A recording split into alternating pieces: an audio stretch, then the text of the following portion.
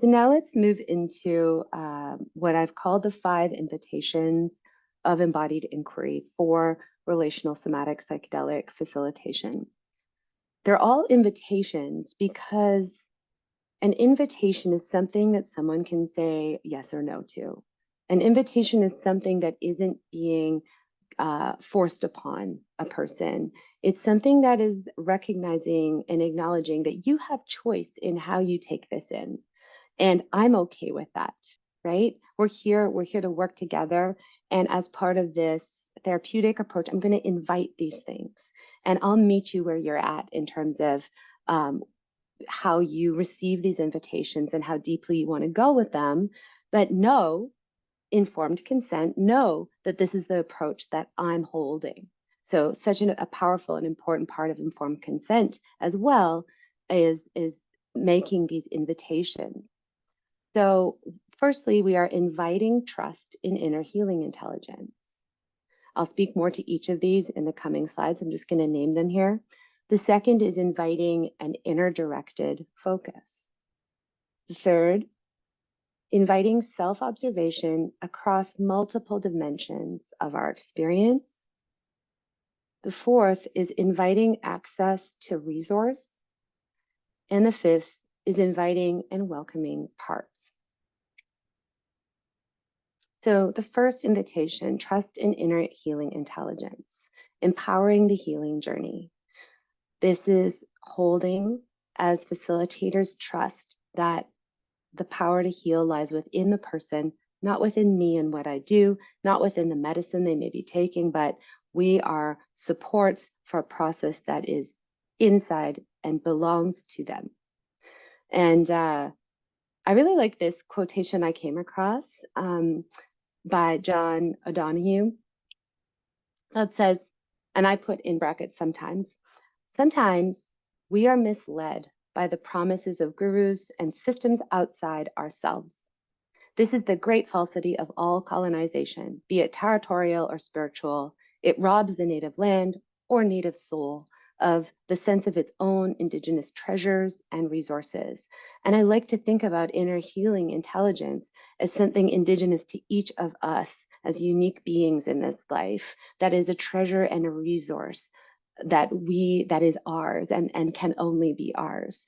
And so trusting this is something we invite as people embark upon the healing journey. And people may reject it, and that's okay. I will say I'm going to continue encouraging this, but you can reject it. That's okay. Let's just see how things unfold. And here's a quotation from an MDMA participant after their therapeutic journey and a MAPS clinical trial. They said, "I didn't believe you about all that inner healer stuff at the beginning, or thought maybe you both had one." And by both of you, he's meaning the 2 co-therapists in this model of therapy. "Thought maybe you both had one, and I didn't. But now I can connect the dots of how things emerged, how it flowed beyond what my mind could control. So now I think I get it, and I think I have one too," meaning an inner healer or inner healing intelligence. Inner healer is a little bit of an anthropomorphization of this quality of healing intelligence. So I just thought that was really a good quotation to demonstrate how we can hold this, but people don't have to buy in. But then, experientially, this person really got a sense that, like, actually, I didn't control this process and neither did you. So something's going on there that guided it, for me. Maybe that's what you're talking about. The second invitation is inviting an inner directed focus, looking within to learn and heal. And you might be familiar with the work of Rosalind Watts over at Imperial College and through Synthesis. She developed a beautiful model for psychedelic facilitation, and specifically with her work in clinical trials with people with treatment-resistant depression using psilocybin therapy. She developed this ACE model, Accept, Connect, Embody, which I really like it because it's building on acceptance and commitment therapy, a cognitive modality, and really emphasizing an embodiment piece. And she used this analogy of an oyster. And I often will use this, that it's like in the preparation phase, you know, when we invite an inner directed focus, it's like when you're in a psychedelic experience, I'm going to invite you to go in and down into your experience deeply, like you're, she says, like you're swimming in the ocean and looking for oysters. And oysters can look real gnarly on the outside, you know, kind of ugly looking. And some of our content that we need to feel to heal is going to look not so tempting to go there.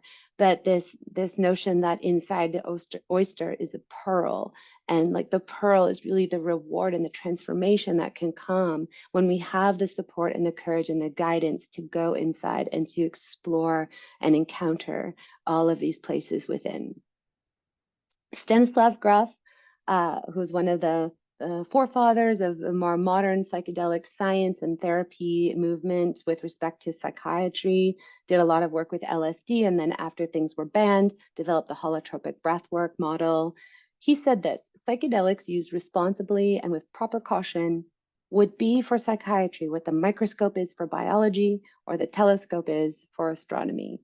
And I like this quote, and I also want to take it another level because it's not just for psychiatry, right? It's actually for each human being. If we have this empowering approach, we can empower people to have this power to look within to their own inner universe, not just the psychiatrist like working with them from the outside.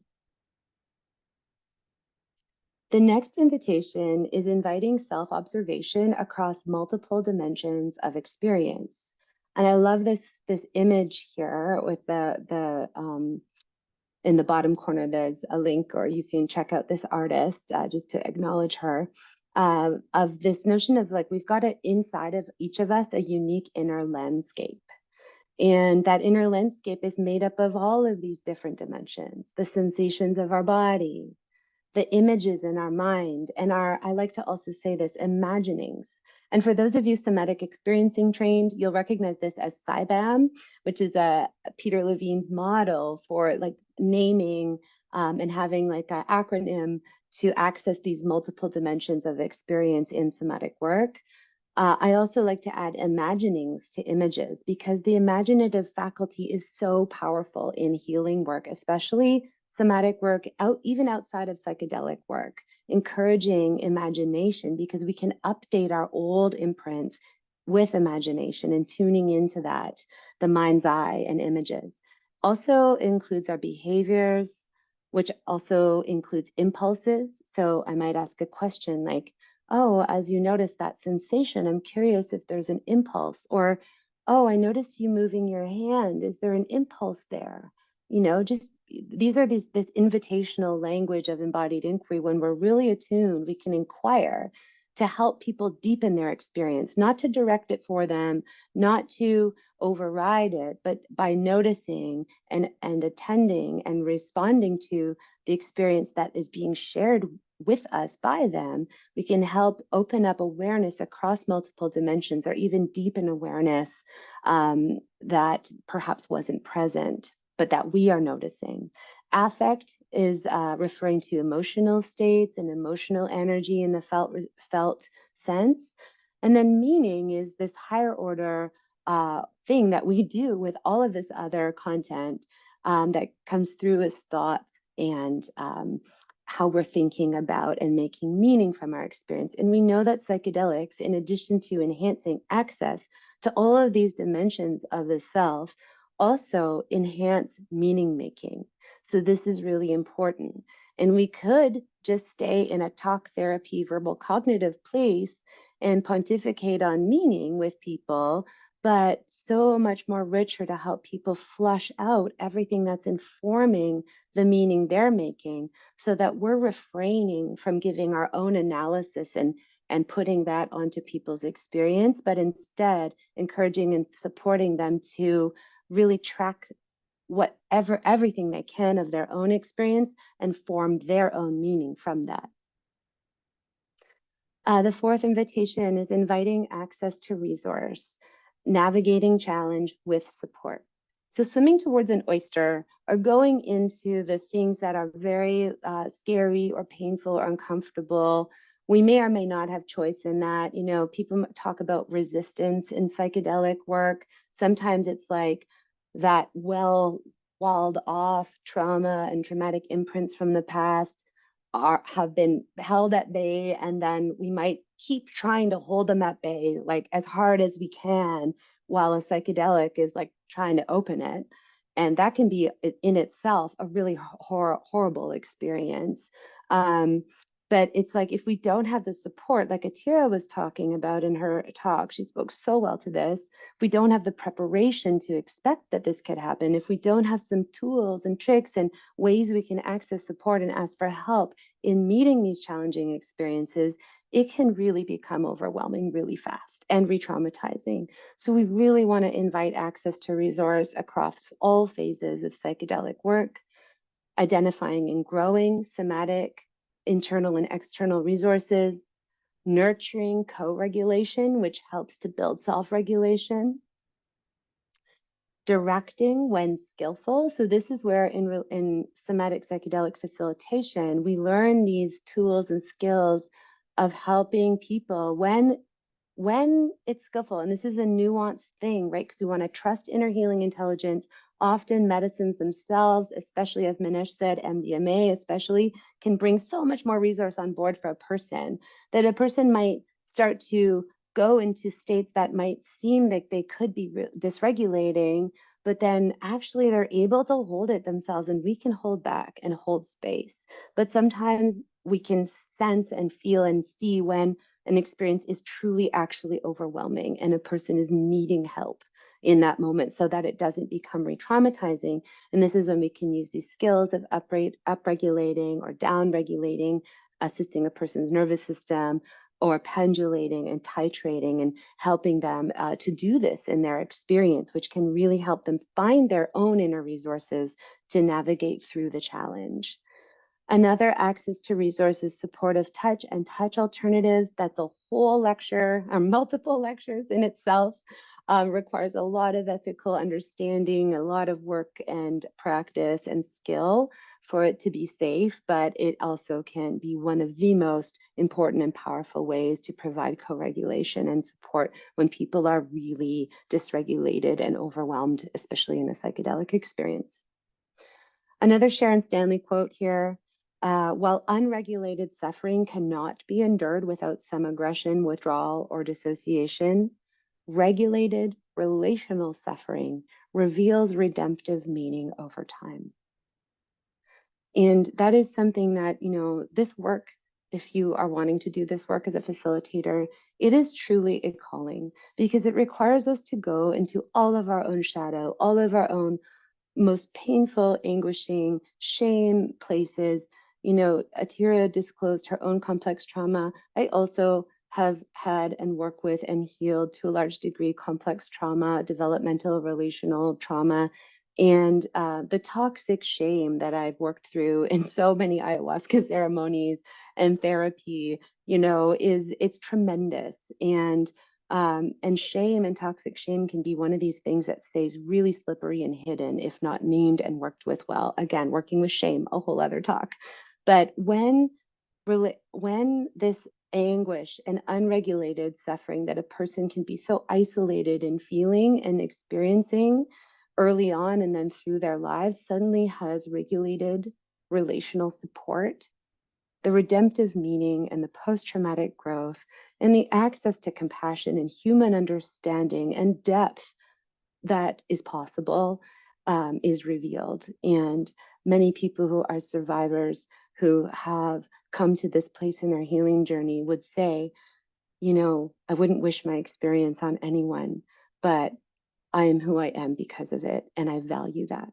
I value what I've learned and the strength and the resilience and the self-awareness that I've come to know as part of me that came through it, came at a great cost, but helps me to walk with and understand others that may be experiencing similar things to what I did.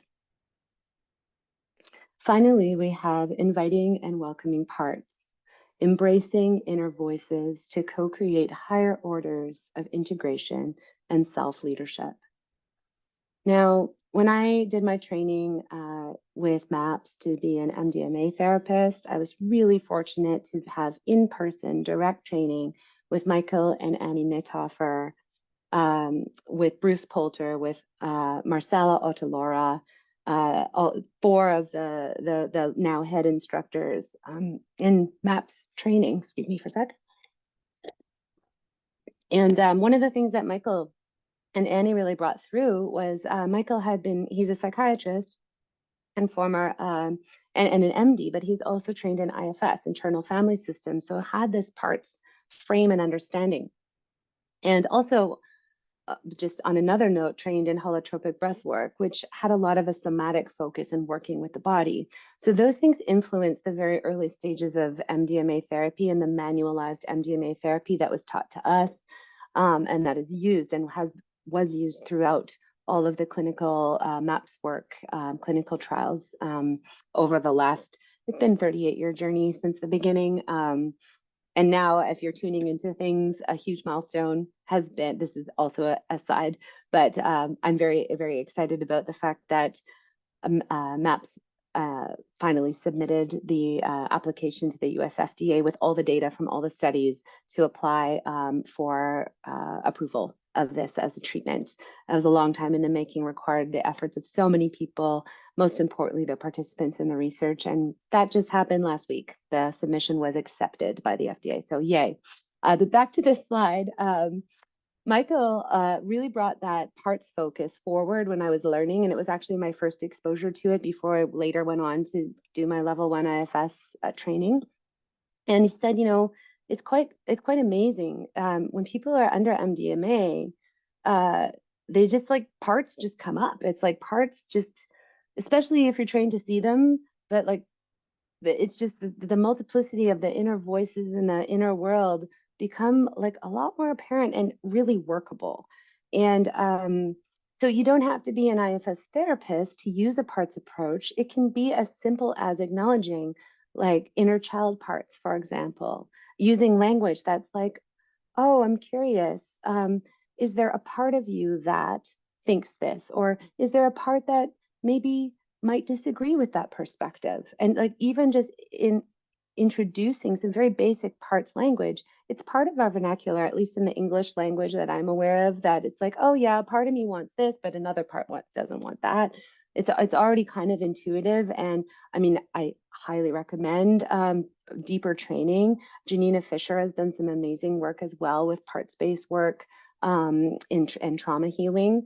But inviting and welcoming parts is just a wonderful psychodynamic frame that can really be non-pathologizing as we start to understand the different parts of us that maybe have like, there's maybe a suicidal part, and there's maybe like the alcohol addict part. And instead of trying to cut them off and banish them, we're going like, okay, we get it. Like you're trying to do something for me.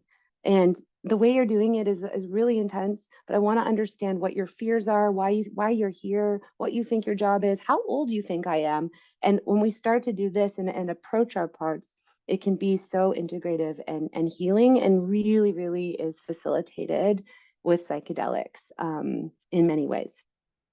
So finally, embodied inquiry, and then I'm just conscious of time. We're wrapping up close here soon. Embodied inquiry is a method that brings the 5 invitations together as a practice. It emphasizes learning through the experience of the present moment with participants.